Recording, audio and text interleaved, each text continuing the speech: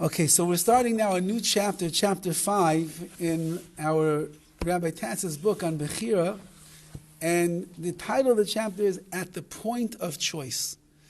And he summarizes basically in the beginning what we discussed in the previous chapter, and that is that there's many factors that Hashem has set up in a person's life that will determine the way in which they can make free will choices and the real struggles that they're going to have in their choices. As we mentioned, there's psychological, there's genetic, there's biochemical factors, extrinsic pressures of many types.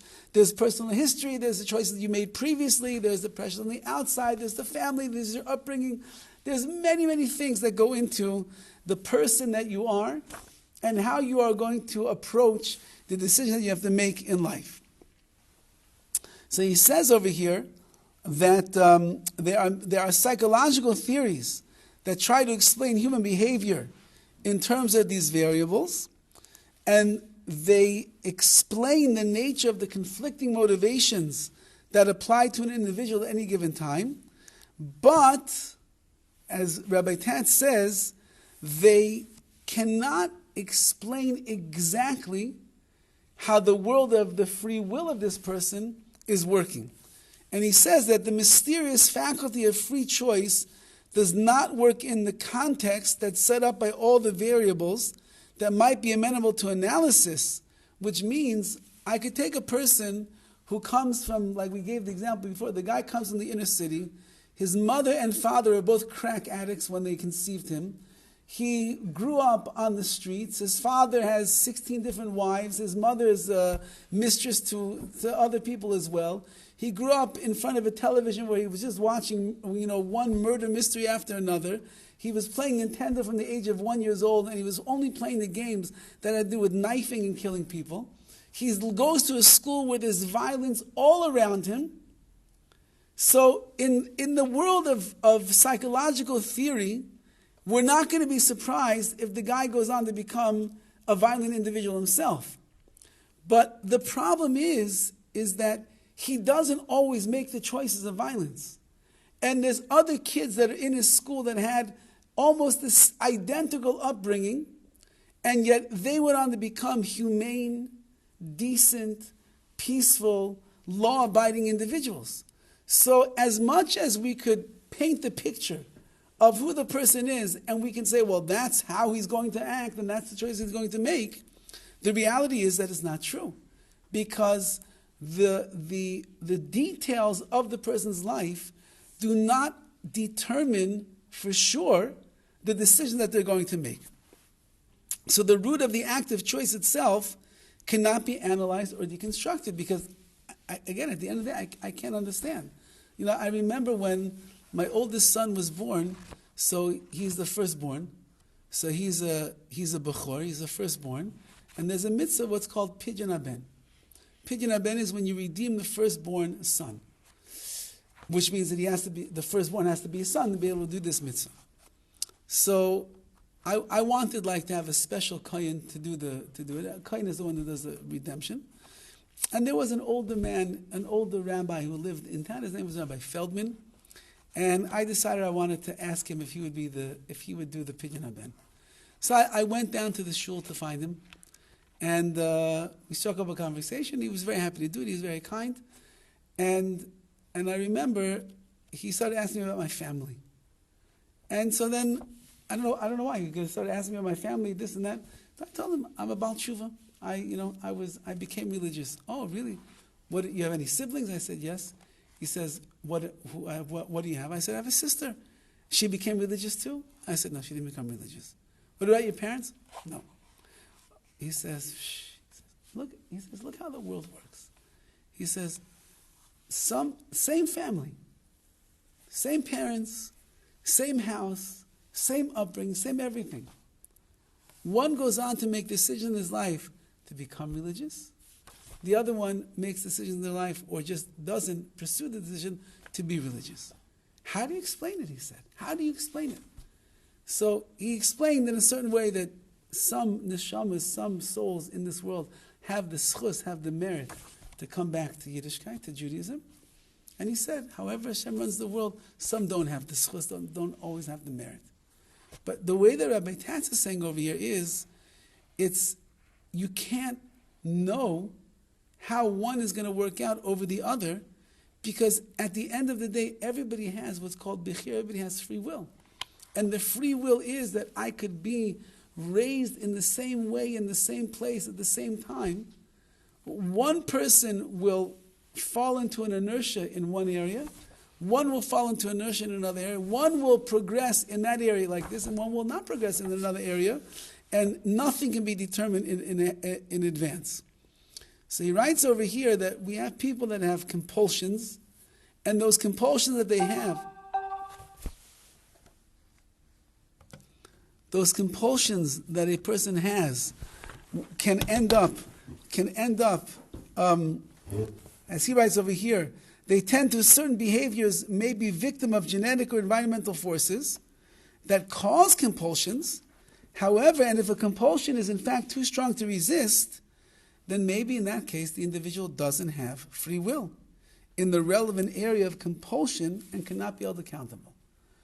And he's going to give examples of, meaning Hashem created everybody in their own special way. So if a person was born with a defect in a certain area of his life, whatever we'll call the compulsory defect that he has, so then what do you want from that person? If the person is created in a certain way and he can't get himself out of that particular area, so then maybe we're going to say that in that area he doesn't have free will. And he says like this, that in a court of law, as we see, many times they will absolve the person from the thing that they did wrong, because they say, well, this person has X, Y, and Z condition, and there is no way that they could have avoided doing such a thing, and therefore they're going to be exempt. And he says that in the spiritual system as well, it's possible that in certain situations in your life, you'll have no responsibility for the actions that are generally beyond the power of free will. But he brings in the notes over here from Rav Tzadok HaKohen the following, and that is that even though that maybe in the choice of your free will, you could be considered exempt from doing the wrong thing. Maybe a person has a burning desire for something and they cannot control themselves. They just can't. They don't have the wherewithal to control themselves in this particular situation. And they go and they make a terrible mistake. So even if in the spiritual realms we could say that this person is almost like duress against his will, he could not avoid doing this particular thing. However, in the world down here, we're not going to accept that as an argument. Meaning, in the spiritual nature of the world, we could deal with the fact that sometimes you're in a situation that's too hard to overcome the challenge. Let's just say that we could accept that's a thing. But if it plays itself out in this world that you did something damaging and you caused somebody else pain or the like, and therefore you have to pay, you have to recompense whatever it is that you did wrong. So, for example, the guy's a rapist. The guy, whatever his childhood was, whatever he went through, whatever his taivas, his desires are, he can't control himself. Let's just say that in the world, in Hashem's world, Hashem knows how to judge the guy. Okay, you know what? There's nothing more I could expect from him. But in this world down here, you got to pay the money. You have to marry the woman. We're not going to let you off scot-free. So even though in the spiritual, psychological realms, it is quite possible that sometimes a person is in a certain area where they're like almost denied their free will, but down here in this world, there's still an accountability that the person's going to be held accountable for. And it's really, we still have more time. He says like this, there's red lines above and below where there is no freedom of will. Now, what does that mean? So he explains like this, a child who's below the age of responsibility, a sufficiently mentally disabled individual, a person who acts as a result of certain neurological conditions without consciousness of his own actions. There are such people. Mentally retarded, or someone that has certain disconnect And we live in a world today where there are a lot of mental health issues that people have. And if a person doesn't get those addressed in the right way, so then they can't really be held responsible, because their brain, in the world, let's say in the world of bipolar, the way that is explained is, you have connectors in your brain, and they just don't connect. So if the connectors in the brain just don't connect, so that means that the person is disconnected to his own brain. He's disconnected to. So if he's disconnected to his brain, so what do you want from the person? So we say, well, you have to take medication. If you take medication, it creates a connection then from these brain waves, and then the person can function in a very high functional, in a much more normal way. But what's the problem with bipolar? They don't want to take the medication. So part of the condition is you can't get them to take the medication. Because it has bad side effects. No, it's not just because that. It's true. But whatever the side effects are, it's much less than the side effect of having no control over your brain. So it's just the discontrol, I don't know, the not control that one has of the connectors causes them to also think, I don't need medication. I'm fine, I'm not going to take it. Everything's going to be fine. But anyone that's ever dealt with anyone in the mental health area of these kind of things, they know that it's devastating for the person who needs medication and doesn't take medication. He'll go crazy. He'll do wild things that when he's medicated, he functions. When he's not medicated, he cannot function. So Rav Tatz is saying over it, there's these red lines above and below where you might have serious issues in certain areas of your life, or he even writes over here, if you're at gunpoint and the gun is being pointed at your head, and the guy is saying, if you do not right now, for example, eat this piece of chazer, I'm going to pull the trigger and blow off your head. So I have a choice. Don't I have a choice at that time? The guy's got a gun to my back, and he's telling me, unlock the safe with your life savings inside right now. Do I have a choice? I mean, I guess I could be a fool and refuse to open the safe, and the guy can blow me up. I could. But there's no real choice over there. So whether it's neurological issues, whether it is I'm too young, that my brain did not form yet, and this is the problem that we as parents have with our children. We expect that a 3-year-old child is going to be a saint. Because we think that we're 20, 40, 50, we think that we're saints, and we never make mistakes. So we look at a 3-year-old child who is not in control of themselves because they are a 3-year-old child, but then we treat them like a 25-year-old young man that we expect he should act in a better way. And you can't expect such things from a child. And it goes up until the point, as long as their mind is underdeveloped, and as long as they have not yet reached a state of maturity, so that means that they don't look at the world the way that an adult would look at the world.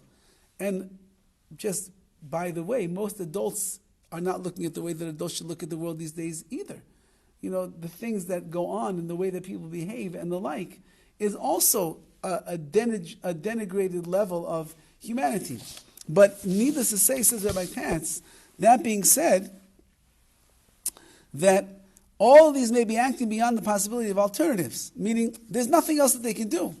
And around those red lines that we're saying is always also the gray zone, in which it may be exceedingly difficult to determine whether freedom exists or not. There's gray areas of life. And I struggle with making the right choice. And it's not so clear to me. Maybe I am in this way, maybe I'm in that kind of way. So he writes over here that it's how much pressure is needed to remove free will may be impossible to decide in practice. And he says that these are the questions that are exercised in the human courts constantly. And he says there was a case in the recent past, which I guess means not so long ago, where 2 children killed a baby. I don't know if anybody remembers this case. I don't remember the case. And the court had a great difficulty trying to decide if the children were old enough to be held responsible for the killing of this baby or not.